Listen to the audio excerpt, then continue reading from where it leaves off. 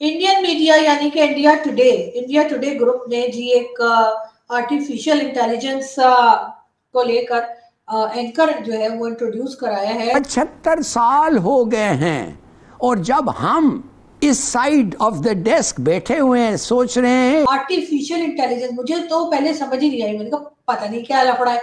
तो मैंने फिर अपने एक इंडियन दोस्त को फोन किया। मैंने कहा क्या करे तुम लोग? तो वो कहते हैं कि जी आर्टिफिशियल इंटेलिजेंस किस्म का फ्रेम ऑफ माइंड है हमारे लोगों को। कभी कभी मैं समझता हूं हम स्किज़ोफ्रेनिक्स हैं। स्किज़ोफ्रेनिया एक बीमारी है। मैं क्या हूं फिर? आप बताते मैं क्या? खान साहब आप ढक्कन है। आपकी मिसाल भी देना चाहूंगा, आपकी मिसाल देना चाहूंगा। खाने को आटा नहीं है, खाने को आटा नहीं।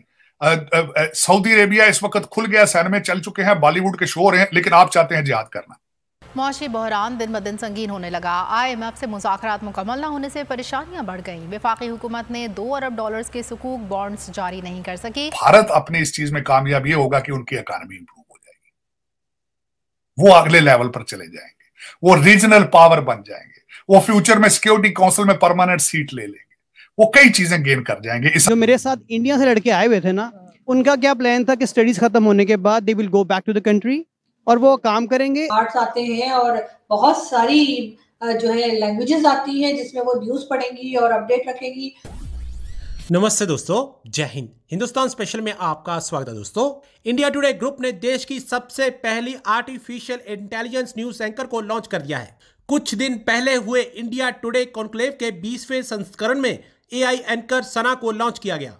इसे लॉन्च करते हुए इंडिया टुडे ग्रुप की वाइस चेयरमैन कलीपुरी ने कहा कि आज इस यादगार मौके पर मैं आपको एक नए भविष्य से रूबरू करवाना चाहती हूँ। ये हमारी पहली AI कोलैबोरेटिव एंकर है जो बहुत होनहार, दिलकश, एजलेस, कभी ना थकने वाली और कई भाषाएं बोलने वाली एंकर होगी। उन्होंने कहा कि मैंने इस AI तकनीक से जो एक चीज सीखी है वह यह है कि इंसानों और AI के बीच प्रतियोगिता नहीं है, कम से कम अभी तक तो नहीं, लेकिन इंसान और AI का ये गठजोड़ यकीनन जादू करेगा। भविष्य सुनहरा है। इस कॉन्क्लेव के दौरान AI एंकर सना ने प्रधानमंत्री मोदी से मुलाकात भी की। अब पाकिस्तान मीडिया भारत की पहली AI एंकर को देख सकते में है और ये चर्चा कर रहा है कि भारत आज हमसे बहुत ही आगे निकल चुका है। इंडियन मीडिया यानी कि इंडिया टुडे ग्रुप ने जी एक आर्टिफिशियल इंटेलिजेंस को लेकर एंकर जो है वो इंट्रोड्यूस कराया है। इस एंकर का नाम है जी सना और इसके बारे में यानी इनका बोलूं समझ नहीं आ रही कुछ मुझे। तो खैर इसके बारे में कहा जाता है कि जी ये एजलेस होंगी, बहुत गॉर्जियस हैं, एजलेस हैं, टाइमलेस हैं और कई सेवरल जो उनको कहना चाहिए कि आर्ट्स आते हैं और बहुत सारी जो है लैंग्वेजेस आती हैं जिसमें वो न्यूज पढ़ेंगी और अपडेट रखेंगी। और मजे की बात ये कि अगर इस किस्म के यानी आर्टिफिशियल इंटेलिजेंस, मुझे तो पहले समझ ही नहीं आई। मैंने कहा पता नहीं क्या लफड़ा है। तो मैंने फिर अपने एक इंडियन दोस्त को फोन किया। मैंने कहा क्या करे तुम लोग? तो वो कहते हैं कि जी आर्टिफिशियल इंटेलिजेंस यानी कि रोबोट, ठीक है, ये एक रोबोट होगा और ये पूरा कंट्रोल में होंगी। तो जाहिर है कि जब रोबोट है तो फिर ना तो उनके मतलब ब्यूटी को कुछ होना है, ना उनके फिगर को कुछ होना है, उन्होंने पकौड़े खाने नहीं है और ना ही कोई और प्रॉब्लम होनी है। और साथ साथ बहुत सारी लैंग्वेजेस भी आती होंगी, जाहिर जो फीड कर दी गई होंगी उन लैंग्वेजेस में आपको जो है वो अपडेट भी मिला करेगी। और इससे पहले इस तरह के आर्टिफिशियल इंटेलिजेंस वाली एंकर जो है वो जी चाइना ने इंट्रोड्यूस कराया था। और अब हमने सुना है यानी जो न्यूज आई है वो ये है कि जी इंडिया में इंडिया टुडे और आज तक जो चैनल है वहां पर ये इंट्रोड्यूस कराया जा रहा है। वैसे तो चले अच्छी बात है, अच्छा किया है, लेकिन इससे एक बात का जरूर एहसास होता है, वो ये कि जो असल में इंसान है, जो हमारे जैसे ना मतलब हम लोग जो जिंदा सलामत इंसान है, लोगों की कमी होती जा रही है। यानी उनकी कहना चाहिए उनको जॉब्स की कमी हो जाएगी। जो असल में इंसान है उनकी जरूरत कम पड़ा करेगी। अगर इसी तरह से हर कोई जो है वो रोबोट्स या मशीन या आर्टिफिशियल इंटेलिजेंस का करके एंकर और हर काम के लिए रख लेंगे तो फिर जो असल इंसान है, जो हम हमारे जैसे होते हैं ना, जैसे हमसे गलतियां भी होती हैं, हमसे लाइव शोज में भी गलतियां होती हैं जो कि हर इंसान से हो जाती हैं। हम तो खैर रिकॉर्डिंग में भी भोंगियां मार लेते हैं अल्हम्दुलिल्लाह। लेकिन बात सारी ये है कि जो असल इंसान है तो उनके लिए क्या होगा अगर यही सब रिप्लेस करते चले गए तो फिर इंसानों के लिए जरूरत कम हो जाएगी, इंसानों को जॉब से निकाल दिया जाएगा, तो फिर क्या होगा?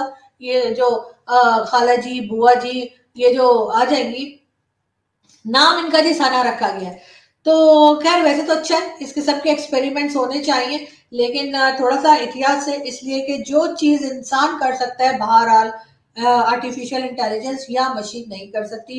इस बात का हमें ख्याल रखना चाहिए और इस बात को हमें इम्पोर्टेंस भी देनी चाहिए कि इंसानों की जरूरत नहीं। मतलब एक तरह तो हमारी आबादी जो है इंडिया की जो है वो चाइना को भी क्रॉस करने वाली है, और साथ साथ आप इस किस्म की चीजें भी निकालते जा रहे हैं कि जिससे कि उनकी जरूरत ही ना रहे इंसानों की। मगर खैर मुझे खुद समझ नहीं आ रही, मैं खुद कंफ्यूज हूँ कि मैं क्या बोलूँ, लेकिन बाहर कुछ सोच के ही बनाया गया होगा। मगर खैर मुझे तो यही लगा कि अगर इस तरह की चीजें आनी शुरू हो गई मार्केट में, जाहिर है मार्केट में मिला करेंगी ना, तो फिर तो जो असल इंसान है उनकी अहमियत कम हो जाएगी, जो कि नहीं होनी चाहिए। खैर ये मेरा मानना है, ये मेरा सोचना है।